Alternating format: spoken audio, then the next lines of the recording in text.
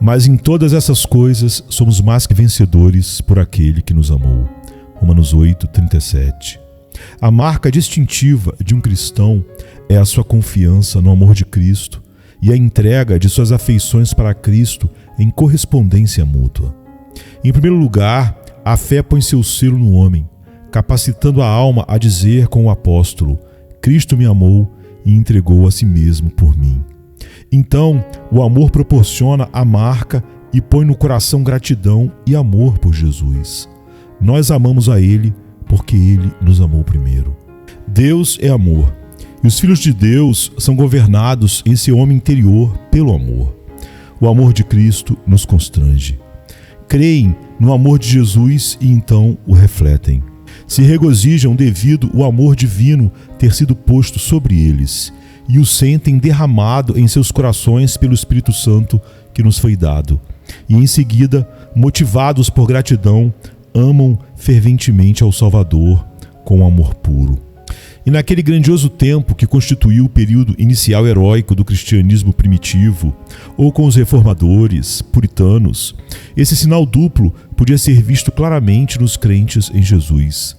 Eram pessoas que conheciam o amor de Cristo e se apoiavam nele, como um homem se apoia em um cajado cuja confiabilidade já está comprovada. Não falavam do amor de Cristo como se fosse um mito que devia ser respeitado ou uma tradição que devia ser reverenciada, mas que de nada vale como apoio imutável no dia da angústia.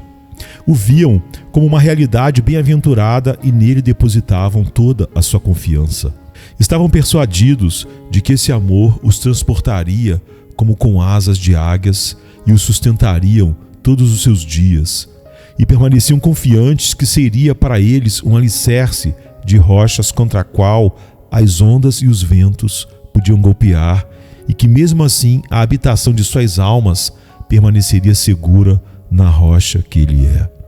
O amor que sentiam pelo Senhor Jesus não era a aprazível afeição que ocultavam internamente na câmara secreta de suas almas e de lá falavam exclusivamente em seus cultos privados quando se reuniam no primeiro dia da semana e cantavam hinos em honra de Cristo Jesus crucificado, senão que para eles era uma paixão de energia tão veemente e integralmente consumidora que permeava toda a vida, tornando-se visível em todas as suas ações, conversações diárias, e olhavam através de seus olhos mesmo nas coisas mais comuns. O amor a Jesus era uma chama que se nutria da própria medula de seus ossos, da essência e do coração do seu ser, e, portanto, a força dessa chama abriu seu caminho para o homem exterior e ali brilhava. O zelo pela glória do Rei Jesus era o selo e a marca de todos os cristãos genuínos. Devido à dependência que tinham do amor a Cristo, se atreviam muito, e devido ao seu amor a Cristo, faziam muito. Graças à sua confiança no amor de Cristo, não temiam a seus inimigos. E devido ao seu amor a Cristo, se recusavam a fugir do inimigo, mesmo se manifestavam em suas mais terríveis formas. Os cristãos dos primeiros séculos continuamente se imolavam sobre o altar de Cristo com gozo e entusiasmo. Onde quer que estivessem, testemunharam contra os costumes perversos que os rodeavam. Consideravam algo digno de desprezo revoltante que um cristão fosse como o mundo ao seu redor. Não se conformavam com o mundo e não podiam fazê-lo, pois haviam sido transformados pela renovação de suas mentes. Seu amor a Cristo os forçava a dar testemunho contra tudo que desonrava e era contrário à verdade, à justiça e o amor. Eram inovadores, reformadores e destruidores de ídolos em todos os lugares. Não podiam ficar quietos e tranquilos, deixando os outros fazerem o que quisessem, seguindo suas próprias opiniões.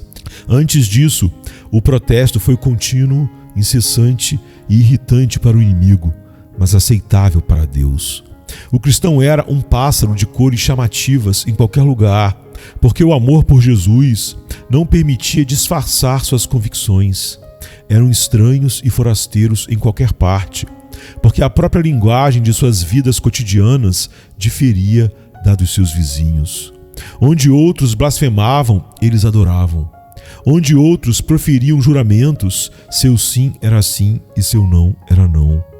Onde outros cingiam a espada, eles não resistiam ao mal. Onde outras pessoas, cada uma delas, buscavam seu próprio bem-estar e não o do seu próximo, o cristão era conhecido como alguém cujo tesouro estava no céu e haviam posto seus afetos nas coisas de cima. O amor por Jesus convertia um cristão em um protestante perpétuo contra o mal por causa de Cristo. E ainda ia mais longe. Se convertia em um testemunho constante da verdade de que havia sido comprovada ser algo muito precioso para a sua alma. Os cristãos eram como Naftali, de quem se dizia: Naftali é como uma gazela solta que pronunciará ditos formosos. E nos dias apostólicos, os cristãos mudos, as testemunhas silenciosas, eram pouco conhecidas. A ama falava de Cristo às crianças. Havendo aprendido sobre Jesus, o menino falava dele em sua escola. Enquanto o trabalhador cristão dava o seu testemunho na oficina, o ministro cristão, e havia muitos ministrando segundo a sua capacidade, estavam nas esquinas e se reunindo em suas próprias casas, dezenas ou centenas, como fosse o caso, pregando sempre a doutrina da ressurreição, da encarnação de Cristo, da sua morte e ressurreição e do poder purificador do seu sangue nas grandes doutrinas da graça. O amor de Cristo, como eu disse no início, era uma paixão real para aqueles homens, e sua confiança em Jesus era real e prática. Daí o seu testemunho em favor de Cristo ser corajoso, claro e decidido. O antigo testemunho cristão era como uma trombeta ressoando e que despertava o velho mundo que estava em profundo sono, sonhando sonhos imundos. Aquele mundo não queria ser despertado e, se prendendo aos seus sonhos, pronunciavam maldições graves e múltiplas e juravam vingar-se contra os perturbadores que se atreviam a interromper seu terrível descanso. Enquanto hoje tantos crentes em Jesus, homens que não se importam em dar testemunho com suas vidas e testificar com sua boca nos lugares em que a providência os coloca, eles continuamente estavam comissionando grupos de missionários para que levassem a palavra a outros lugares. Para Paulo, não era suficiente pregar o evangelho em Jerusalém ou Damasco, mas lhe era necessário viajar a Pisídia e a Panfilha e viajar para os confins da Ásia Menor. Estava tão cheio de Cristo que sonhava com a vida eterna e, aquietando-se para dormir, teve uma visão de um homem da Macedônia, do outro lado do azul mar Egeu, que lhe suplica: passe a Macedônia e ajude-nos. E com os primeiros raios do sol, Paulo se levanta plenamente resolvido em tomar um barco e pregar o evangelho em meio aos gentios. Havendo pregado a Cristo ao largo de toda a Grécia, passou à Itália. E quando estava preso, entrou como embaixador de Deus dentro das muralhas da cidade imperial de Roma. E se crê que depois disso, seu espírito não estava sagradamente satisfeito com a pregação por toda a Itália, mas teve que visitar a Espanha e se diz que chegou à Grã-Bretanha. A ambição dos cristãos pela causa de Cristo foi sem limites. Foi além do Estreito de Gibraltar e as mais afastadas ilhas do oceano, falando a respeito de um Salvador nascido para os filhos dos homens. Aqueles eram dias de grande zelo. Temo que nossos dias sejam dias de tibieza e sem chama ardente. Aqueles eram tempos em que o fogo era como brasas vivas de zimbro que guardam calor muito intenso, e nem os naufrágios, nem os perigos de ladrões, nem o perigo de rios, nem os perigos provocados por falsos irmãos, nem a espada podiam deter o entusiasmo dos santos, pois eles criam e por isso falavam, eles amavam e por isso serviam, inclusive diante da morte. Assim eu apresento o nosso texto. Aqui estão os homens e seus conflitos por causa de Cristo. Era natural, era inevitável que provocasse animosidade. Vocês e eu não amamos a Cristo e nem cremos muito em seu amor. Me refiro à maioria de nós. Constituímos uma geração doente, indigna e degenerada. Desejamos paz com o mundo e que o mundo nos deixe em paz. Nos conformamos em grande parte aos costumes mundanos e desejamos que o mundo não se exaspere conosco.